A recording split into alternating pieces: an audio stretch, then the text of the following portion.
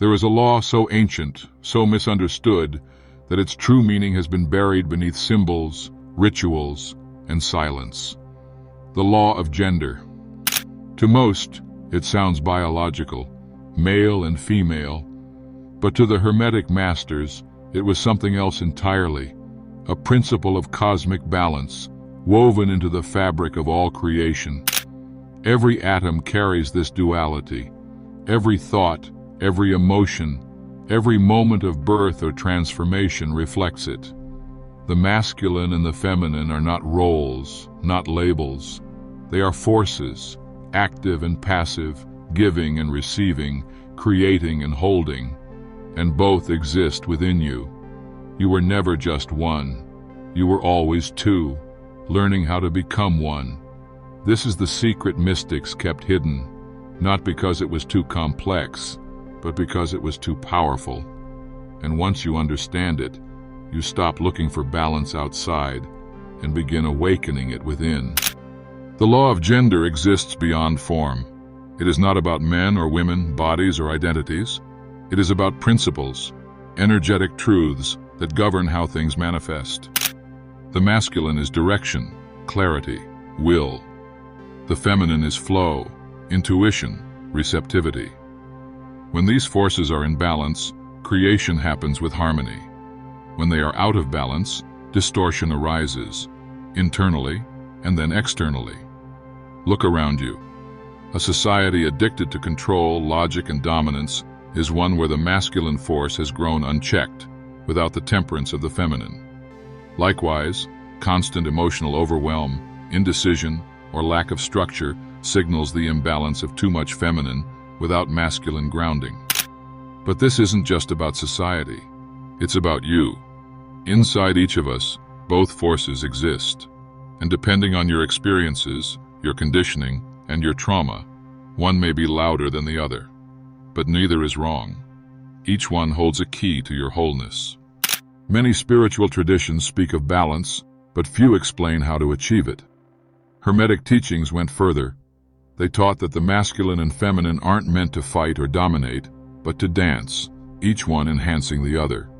The masculine provides structure. The feminine fills it with life. The masculine reaches forward. The feminine draws inward. Together they create motion, rhythm, manifestation. When you suppress one, the other becomes distorted. Hypermasculine energy turns into aggression, control, or spiritual bypassing. Hyperfeminine energy leads to chaos, dependency, or emotional spirals. True spiritual growth happens when these two forces work in harmony, within you. This isn't about becoming less masculine or more feminine. It's about reclaiming what was always yours. If your masculine side has been wounded, heal it. If your feminine has been silenced, give it voice. The goal is not dominance, but integration. That's how inner alchemy begins. If this resonates with something deep in you, subscribe and tap the bell. The next truth might be the one you've been waiting for. Think of the masculine as the sun and the feminine as the moon. One radiates, one reflects. One gives light, the other shapes it. In nature, neither is superior. Both are essential. So why do we resist this balance within ourselves? Because we've been conditioned to identify with only one half. Boys taught to reject their softness, girls taught to fear their strength.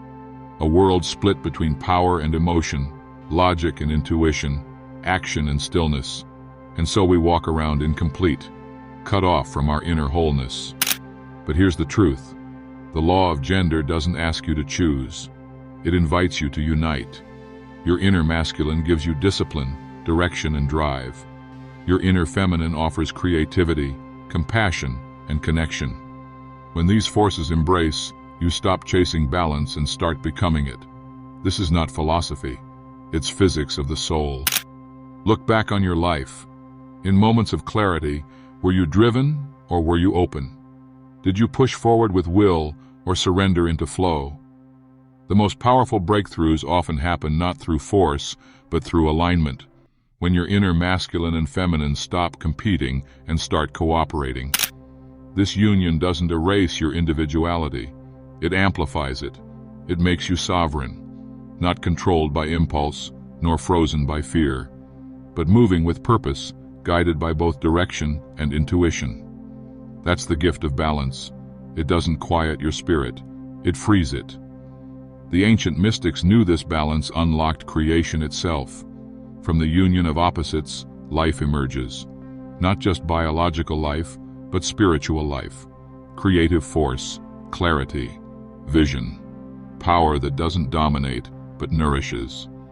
When your inner world becomes whole, the outer world begins to reflect that wholeness. Not overnight, but always.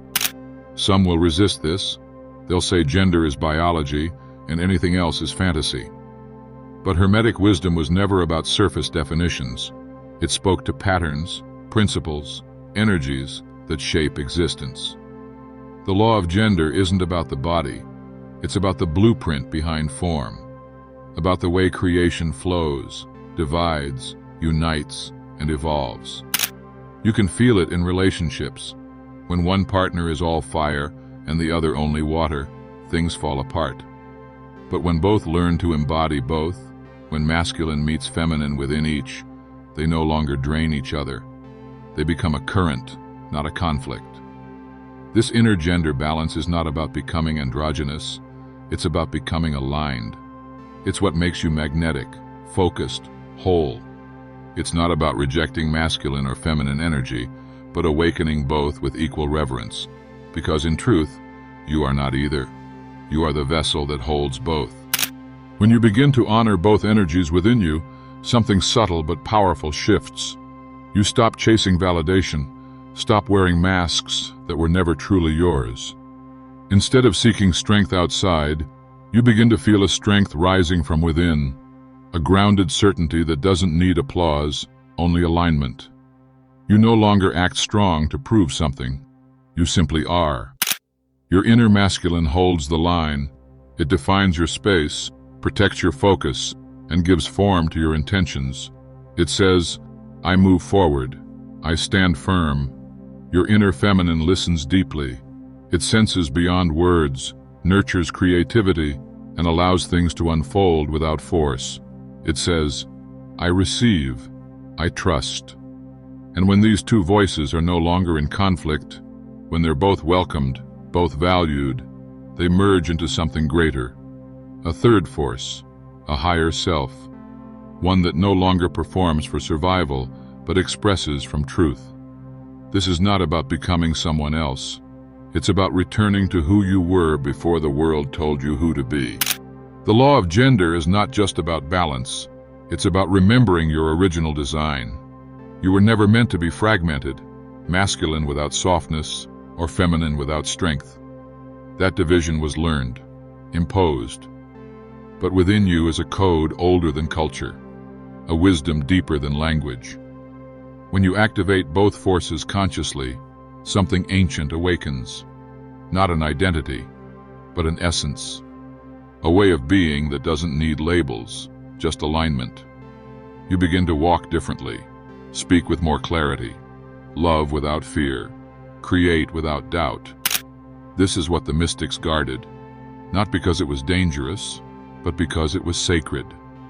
Because once you embody this inner union, you can no longer be controlled.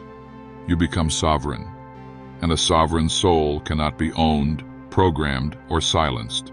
So the question is no longer, which energy do you identify with? The real question is, will you awaken both? If both masculine and feminine live within you, then who have you been becoming by ignoring one?